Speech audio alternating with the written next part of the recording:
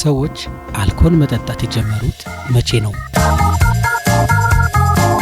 የሰው ልጅ ከተማዎችን ከመገንባቱ ገንዘብ ከመፍጠሩ አልፎ ተርፎ የልደት ቀንን እየረሳ ኢሜል ለመላክ እንኳን ግራ የሚያጋባ ብቃት ላይ ከመድረሱ በፊት አልኮል በተፈጥሮ ውስጥ በዝምታ ይኖር ነበር። ታሪክ ከመጀመሩ በፊት በነበሩ ጥቅጥቅ ያሉ ደኖች ውስጥ ፍራፍሬዎችን ከዛፍ ላይ እየወደቁ በፀሐይ ሙቀት ይበስሉ ነበር። በአየር ላይ የሚንሳፈፉትን የተፈጥሮ እርሻዎች ዋይልድ ዌስት ፍራፍሬዎቹ ጣፋጭ አልኮል ላይ ሲያርፉ የመብላላት ወይንም ፈርመንቴሽን ሂደቶችን ይጀምራል። ከሚሊዮኖች ዓመት በፊት አንድ ጥንታዊ ዝንጀሮ ይህንን የበሰበሰ ፍሬ በላ። በዚህ ሁሉ አውሬ በሞላበት አስፈሪ ዓለም ውስጥ ድንገት ያልተለመደ ሰላማዊ ስሜት ተሰማው። እውነት ለመናገር ያ ስሜት በጣም አስደሳች ሳይሆን አይቀርም። የዛሬው ሳይንቲስቶች እንደሚሉት የሰው ልጅ ቅድመ አያቶች ለኢታሎን ሽታ ልዩ ፍቅር ያሳደሩት ፍራፍሬ መብሰሉንና ከፍተኛ ካሎሪ እንዳለው ስለሚጠቁም ነው።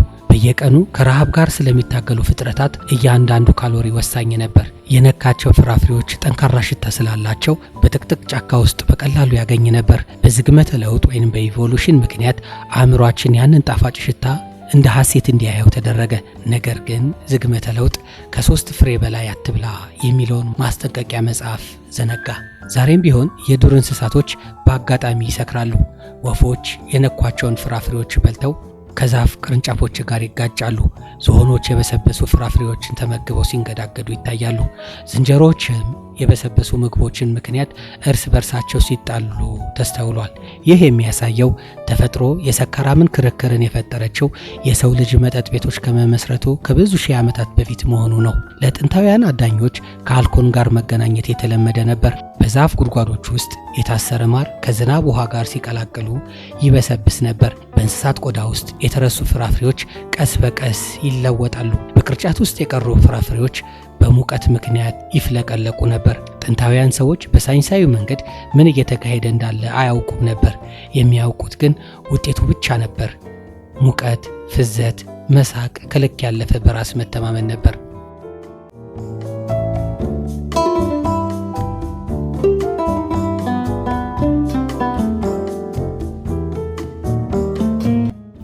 ለጥንታውያን አዳኞች ከአልኮል ጋር መገናኘት የተለመደ ነበር። በዛፍ ጉድጓዶች ውስጥ የታሰረ ማር ከዝናብ ውሃ ጋር ሲቀላቀል ይበሰብስ ነበር። በእንስሳት ቆዳ ውስጥ የተረሱ ፍራፍሬዎች ቀስ በቀስ ይለወጣሉ። በቅርጫት ውስጥ የቀሩ ፍራፍሬዎች በሙቀት ምክንያት ይፍለቀለቁ ነበር። ጥንታውያን ሰዎች በሳይንሳዊ መንገድ ምን እየተካሄደ እንዳለ አያውቁም ነበር። የሚያውቁት ውጤቱ ብቻ ነበር። ሙቀት፣ ፍዘት፣ ሳቅ፣ ከልክ ያለፈ በራስ መተማመን። ድንገት በጎሳ ውስጥ በጣም ዝምተኛ የነበረውን ሰውዬ ይህንን የመጣውን አውሬ መሮጥ እችላለሁ እያለ ይፎክራል። ሌላው ደግሞ እሳቱን እያየ የዓለምን ሚስጥር እንደፈታ ይናገራል። በሌላ በኩል ደግሞ አንድ እፍኝ ፍሬ የበላ ሰው በአለት አጠገብ ተኝቶ ተገኝቷል። የሰው ልጅ እድገት በጥሩ ሁኔታ ቀጠለ። አልኮል ለአስቸጋሪው የጥንት ሕይወት ጊዜያዊ እፎይታ ሰጠ። ህመምን አስታገሰ፣ ጭንቀትን ቀነሰ፣ በሰዓት ዙሪያ መቀራረብን ፈጠረ። ለጥቂት ሰዓታት ሰዎች ስለ አውሬዎች፣ ስለ በሽታና ስለ ብርድ መርሳት ቻሉ። ከዚያም የሰው ልጅ አንድ ትልቅ ግኝትን አገኘ። ይህንን የመብላት ሂደት በሰዎች እጅም ሊደገም እንደሚችል ተረዳ። ያ ዕውቀት ታሪክ ለዘላለም ለወጠው። ሰዎች ይህንን አስማታዊ ስሜት ሆን ብለው መፍጠር እንደሚችሉ ካወቁ በኋላ አልኮል ከተፈጥሮ አጋጣሚነት ወደ ስልጣኔ ትልቅ የትርፍ ጊዜ ማሳለፊያነት ተቀየረ። የሰው ልጅ የመጀመሪያውን ሆን ብሎ የሰራውን መጠጥ ሜድ ወይንም የማር ጠጅ ሳይሆን አይቀርም። ሜድ የሚሰራው ማርን ከውሃ ጋር በማፍላት ነው። ከቢራ ወይንም ከወይን በተለየ ይህንን መጠጥ እርሻን፣ ከተማን ወይንም የላቁ መሳሪያዎችን አይጠይቅም ነበር። ጥንታውያን ሰዎች የሚያስፈልጋቸው ማር ትዕግስትና ንቦችን የመጋፈጥ ጥበብ ወይንም ድፍረት ነበር። ይህንን ደግሞ በታሪክ ውስጥ የሰው ልጆች ትልቅ ስልት ነበር። አንድ አዳኝ መከላከያ ልብስ ሳይኖረው ማር ለመቅዳት ዛፍ ላይ ሲወጣ አስቡት። ያ ሰው ለጣፋጭ ነገር ሲል ሕይወቱን አደጋ ላይ እየጣለ ነበር። በመጨረሻም ማሩ ተሰበሰበ። የተወሰነውን ማር ከዝናብ ውሃ ጋር በእንጨት ቆዳ ወይንም በዛፍ ጉድጓድ ውስጥ ተቀቀለ። በአየር ላይ የነበረውን እርሻ ከውሃ ጋር ተዋሃደ። ፍላቱ ጀመረ። ከጥቂት ጊዜ በኋላ ሰዎች አንድ አስደናቂ ነገር አገኙ። ያ የማር ውሃ የማስከር ኃይል አገኘ። ከበሰበሱ ፍራፍሬዎች በተለየ ይህ መጠጥ በጣም ጣፋጭ፣ ጠንካራና ሆን ብሎ ለመስራት ቀላል ነበር። ሳይንቲስቶች እንደሚሉት ይህ ጥንታዊ መጠጥ ከ9000 ዓመታት በላይ ሊሆነው ይችላል። ይህ አልኮል ከመጽሐፍ ከመንግስታትና ከሃይማኖት የበለጠ ዕድሜ ይሰጠዋል። የሰው ልጅ ከንጽህና አጠባበቅ በፊት ስካርን ማግኘቱ በጣም የሚያስገርም ነው። መጠጡ በፍጥነት ከባህላዊና መንፈሳዊ ስነ ስርዓቶች ጋር ተያያዘ። የጎሳ መሪዎች በእሳት ዙሪያ የሚያደርጉትን ስብሰባዎች ላይ ይህንን መጠጥ ይጠጡ ነበር። ስካሩ መንፈሳዊ ኃይል እንዳለው ተደርጎ ይወሰድ ነበር። ሰዎች ድምጾችን ይሰማሉ፣ የተለየ እይታ ያያሉ፣ ከቀድሞ አባቶች ጋር እንደተገናኙ ይሰማቸዋል። እውነቱን ለመናገር በዚህ አስቸጋሪ ክረምት በእሳት ዙሪያ ያንን መጠጥ እየጠጡ ሚስጥራዊ ስሜቶችን ባይሰማቸው ነበር የሚገርመው። መጠጡ ማህበራዊ ትስስርን አጠናከረ። አብሮ መጠጣት፣ ታሪክን ማውራት፣ መዝፈንና መደነስ አመጣ። በእርግጥ ማንም የማያስታውሰውን ጠብ ሳይፈጥር አልቀረም። አንዳንድ የሰው ልጅ ባህሪ መቼም አይለወጥም። በአንድ ወቅት የሰው ልጅ በአጋጣሚ ከመጠጣት ወጥቶ ሆን ብሎ አልኮል ማምረት ጀመረ። ይህ በታሪክ ውስጥ ትልቁ ግኝት ነበር። የመጀመሪያዎቹ አምራቾች ምን አይነት ሳይንሳዊ ዕውቀት አልነበራቸውም። ስለ ኬሚስትሪ ወይንም ስለ እርሻ የሚያውቁት ነገር አልነበረም። በጥቃቅን ህዋሳት መኖር አያምኑም ነበር። ለነርሱ ፈሳሹ ድንገት ወደ አስማታዊ መጠጥ የሚቀየር ድንቅ ነገር ነበር። ምርት ቀስ በቀስ በትውልዶች መካከል እየተሻሻለ መጣ። የረጠበ እህል ጊዜ ሳያልፍበት እንደሚለወጥ አስተዋሉ። የፍራፍሬ ጭማቂ በሞቃት ቦታ ሲቀመጥ እንደሚያሰክር አዩ። የሰው ልጅ ሂደቱን ሆን ብሎ መደጋገም ጀመረ። አርኪኦሎጂስቶች በቻይና ባደረጉት ቁፋሮ ከ9000 ዓመታት በፊት ሰዎች ከሩዝ ከማርና ከፍራፍሬ አልኮሎች ያዘጋጁ እንደነበር ደርሰውበታል። እነዚህ መጠጦች ደመናማና ደካማ ነበሩ፣ ቢሆንም ግን የሚፈልጉትን ውጤት ይሰጡ ነበር።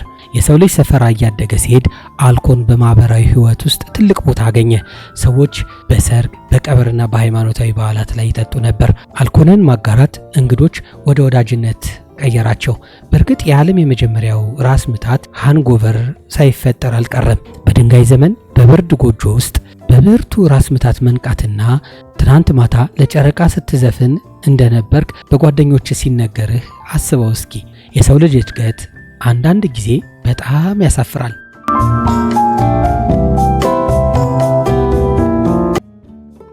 አንዳንድ የታሪክ ተመራማሪዎች አልኮል ለእርሻ ስራ መፈጠር ምክንያት ሳይሆን አልቀረም ብለው ያምናሉ። የእህል እርሻ ሰዎች መጠጦችን በቋሚነት እንዲያመርቱ አስችሏቸዋል።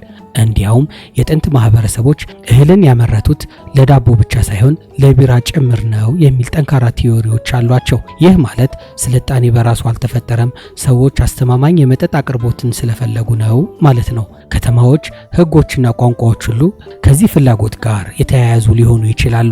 የሰው ልጅ በሜሶፖታሚያ የመጀመሪያዎቹ ከተሞች መገንባት በጀመረበት ጊዜ አልኮል የዕለት ተዕለት ህይወት ቋሚ አካል ሆኖ ነበር። ቢራ በሁሉም ቦታዎች ነበር። ገበሬዎች፣ ሰራተኞች፣ ካህናት፣ ገዢዎች ሁሉ ይጠጡ ነበር። ስልጣኔ ቅርጽ በያዘበት በጤግሮስና በኤፍራጥስ ወንዞች መካከል ከፍተኛ መጠን ያለው ቢራ ያለማቋረጥ ይጠጣ ነበር። የሜሶፖታሚያ ቢራ ግን የዛሬው አይመስልም ነበር። እርሱ ወፍራም ደመናማና የእህል ቅርፊት የሞላበት ነበር። ሰዎች ጠጣሩን ነገር ለማወራረድ በረጅም የሸንበቆ ቧንቧ ወይንም ስትሮ ይጠጡት ነበር።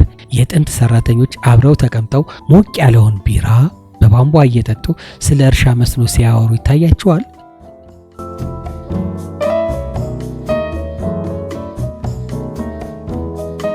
ስልጣኔ በይፋ ተጀምሯል። ሱሜራውያን ቢራን ከመውደዳቸው የተነሳ ኒንጋሲ የተባለች የቢራ አምላክ ነበረቻቸው። ለእርሷ የተጻፈው አንድ መዝሙር የሰው ልጅ ጥንታዊ የቢራ አዘገጃጀት መመሪያ ይዟል። በሜሶፖታሚያ ቢራ ለመዝናኛ ብቻ ሳይሆን ለጤናም ጠቃሚ ነበር። የማፍላቱ ሂደት ጎጂ ባክቴሪያዎችን ስለሚገድል ፈሳሹ ደህንነቱ የተጠበቀ ያደርገዋል። ንጹህ ውሃ በማይገኝበት ከተሞች ውስጥ ቢራ የተሻለ አማራጭ ሆነ።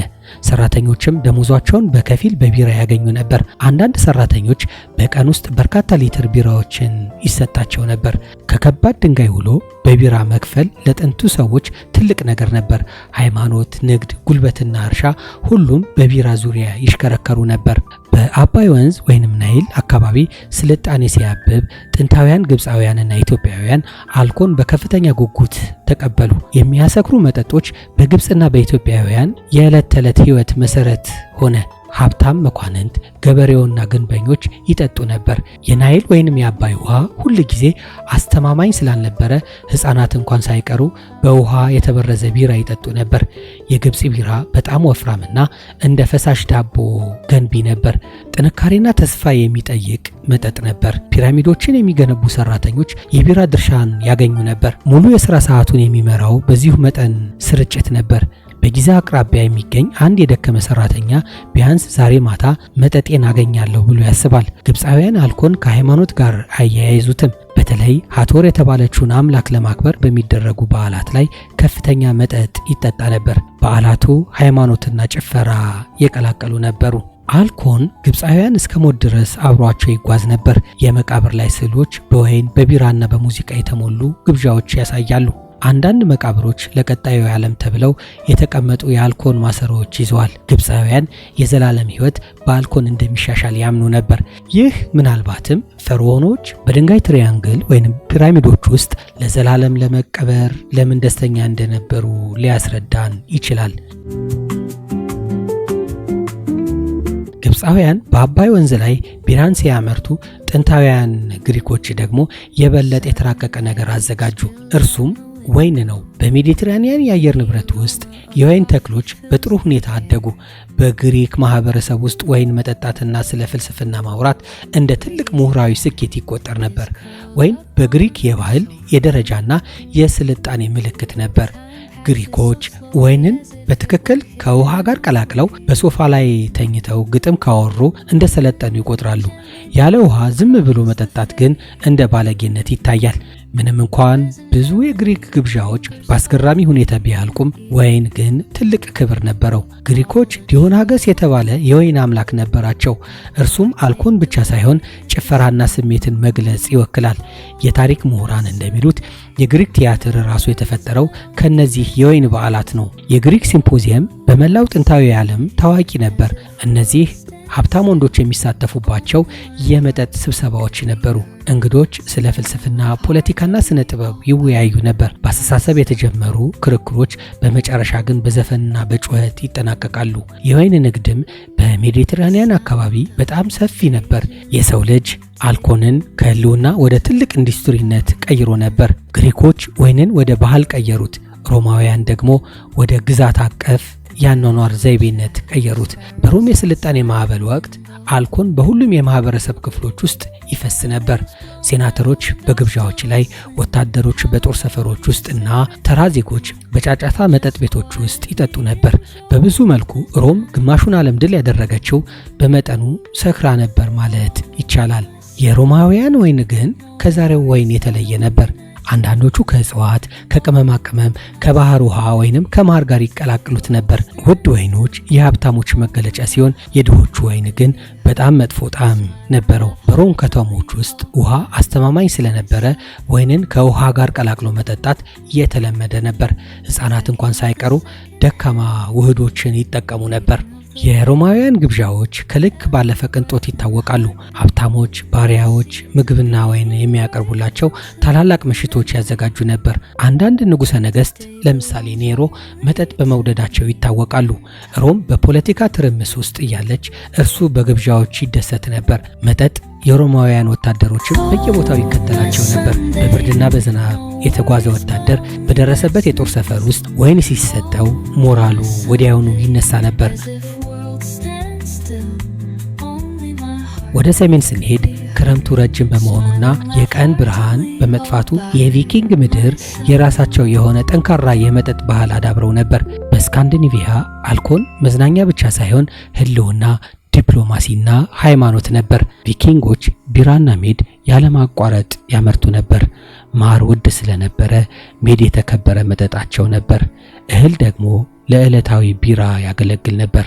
ቪኪንጎች እነዚህ መጠጦች በታላላቅ የምሽት ግብዣዎች ላይ በከፍተኛ መጠን ይጠቀሙት ነበር። በበረዶ ምድር ላይ የሚኖሩና በባህር ላይ የሚጓዙ ሰዎች ያ መጠጥ የሚገባቸው ነበር።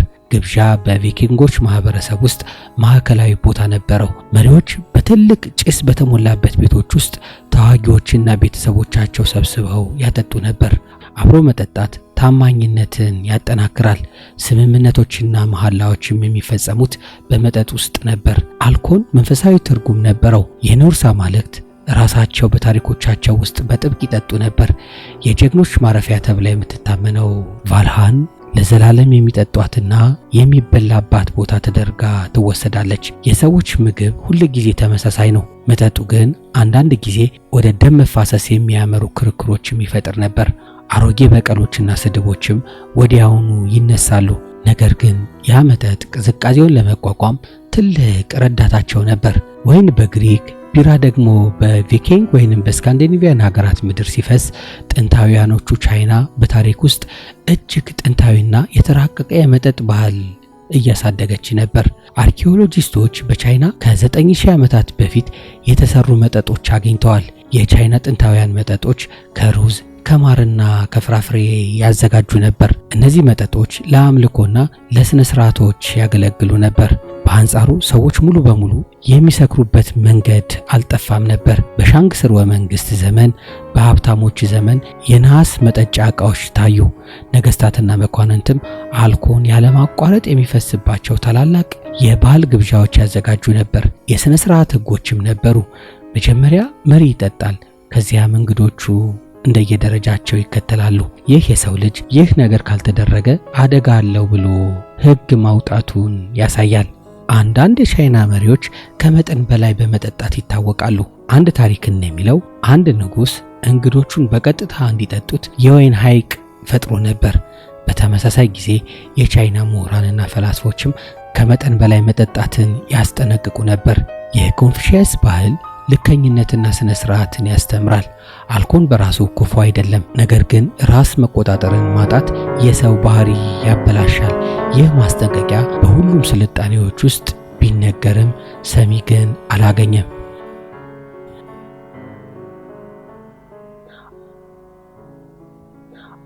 ከውቅያኖስ ማዶ አውሮፓውያን እና አሜሪካውያን ከመድረሳቸው በፊት እንደ ማያና አስቴክስ ያሉ ጥንታውያን ስልጣኔዎች የራሳቸው አልኮል አዘጋጅተው ነበር። እነዚህ ማህበረሰቦች ከበቆሎ ከአቬጋና ከፍራፍሬ መጠጦች ያመርቱ ነበር። በተለያዩ አህጉራት የተራቀቁ ሰዎች ሁሉ በተመሳሳይ ሁኔታ ላይ መድረሳቸው አስደናቂ ነው። የመነጨ ፈሳሽ ስነ ስርዓቶች የበለጠ ሳቢ እንደሚያደርጓቸው ተረድተው ነበር። በማያ ስልጣኔ ውስጥ አልኮል በሃይማኖትና በባህላዊ ግብዣዎች ላይ ይታይ ነበር። አስቴክሶች ደግሞ ፑልኬ የተባለ ታዋቂ መጠጥ አዘጋጁ። እሱ ወፍራም የወተት መልክ ያለውና ሃይማኖታዊ ትርጉም ያለው መጠጥ ነበር። አስቴክሶች አልኮል በጣም በጥብቅ ያዩት ነበር። ሕጎቻቸው ስካርን ይከለክላሉ። በተለይም ወጣቶች ላይ ጠንካራ ቅጣቶች ነበሯቸው። በጥንታዊ አሜሪካ መጠጥ ለሥራ ፕሮጀክቶችና ለፖለቲካ ድርድር ያገለግል ነበር።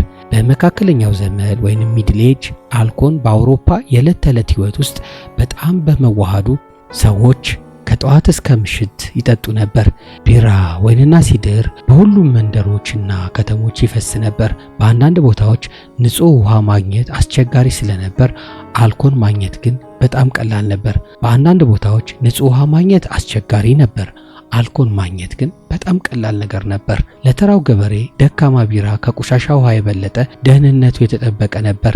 የጥንት ከተሞች ክፍተት ፈሳሽ የበዛባቸው ስለነበሩ ማፍላቱ ባክቴሪያን ለመግደል ይረዳ ነበር። ሕፃናት እንኳን ሳይቀሩ ደካማ ቢራ ይጠጡ ነበር። በሰሜን አውሮፓ ቢራ ሲቀድም፣ በደቡብ ደግሞ ወይን የበላይነቱን ያዘ። ገዳማት በማምረት ረገድ ትልቅ ሚና ነበራቸው። መነኮሳት የቢራ አዘገጃጀቶችን ያሻሽሉና የወይን ቦታዎችን ይንከባከቡ ነበር። መንፈሳዊ ተጋድሎ ከማፍላት ጥበብ ጋር አብሮ ይሄድ ነበር። አንዳንድ ገዳማት በጣም ምርጥ መጠጦች ያመርቱ ነበር። ይህ ገቢ ያስገኝላቸዋል፣ ችግረኞችንም ይደግፋል። አንድ ገበሬ በሀገሪቱ ያሉ ቅዱሳን ሰዎች በጣም ጠንካራ ቢራ እንደሚሰሩ ሲረዳ ወደ ቤተክርስቲያን የመሄድ ፍላጎቱ ወዲያው ይጨምራል። በመካከለኛው ዘመን መጠጥ ቤቶች በጣም ተስፋፉ።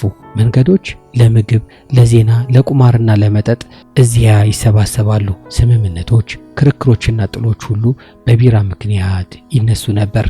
በ14ኛው መቶ ክፍለ ዘመን አውሮፓ ውስጥ ሁለት የሰከሩ አዳኞች የማን ጦር ይበልጣል ብለው ውርወራ በመጀመራቸው አስደናቂ እንደነበር በመከራከር ምሽቱን ሙሉ በሙሉ አበላሹት። የሰው ልጅ አንዳንድ ባህሪያት መቼም ቢሆን አይለወጡም።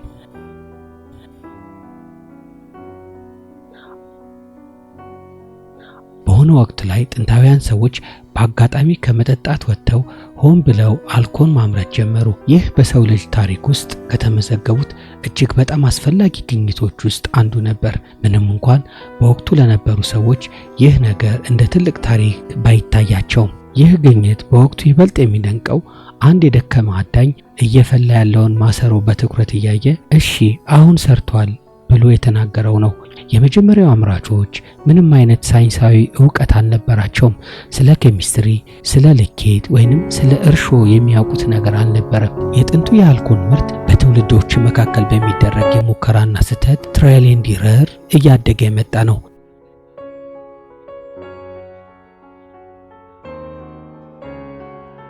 ለማጠቃለል በጫካ ውስጥ የበሰለን ፍራፍሬ ከመቅመስ የተጀመረው አጋጣሚ ዛሬ በቢሊዮን ዶላር የሚቆጠር ግዙፍ የዓለም ኢንዱስትሪ ሆኗል። የሰው ልጅ በአባይ ወንዝ ዳርቻ ፒራሚዶች ሲገነባ፣ በሜሶፖታሚያ ስልጣኔም ሲመሰርት፣ በግሪክ ፍልስፍናን ሲያረቅ ወይንም በበረዶማው የቪኪንግ ምድር ህልውናዋን ለማቆየት ሲታገል አልኮል ሁል ጊዜ አብሮት ነበር። ይህ መጠጥ ማህበረሰቦችን አንድ የማድረግ ታሪክን የማውራትና ኪነጥበቦችን የማነቃቃት ያህል ከልክ ሲያልፍ ግን ግጭቶችና ውድመቶችን የማስከተል መንታ ባህሪ ያለው። በጥንታውያን ዘመናት የነበሩት መሪዎችና ፈላስፎች ከልክ ያለፈ ስካርን ለመክታት ህጎችና ስነ ስርዓቶችን ለመቅረጽ ቢሞክሩም የሰው ልጅ ግን ያንን ማስጠንቀቂያ ዛሬም ድረስ በደስታ ችላ ማለቱን ቀጥሏል። ለመሆኑ በእናንተ አስተያየት ስልጣኔ የተገነባበት ሰዎች ስለሰለጠኑ ነው ወይንስ አስተማማኝ የሆነ የመጠጥ አቅርቦት ስለፈለጉ? በእናንተ አካባቢስ እንዲህ ባህላዊ የሆነ የስልጣኔ ታሪክም ያለው ወደ ኋላ ሲመዘን የማህበረሰብ መልክን የሚያሳይ የመጠጥ አይነት የትኛው ነው? ሐሳባችሁን በኮሜንት ላይ አስፍሩልን። ለዛሬው የነበረን ቆይታ ይህንን ይመስል ነበር። በቀጣዩ አስገራሚ ታሪክ እስከምንገናኝ ድረስ አብራችሁን ቆዩ።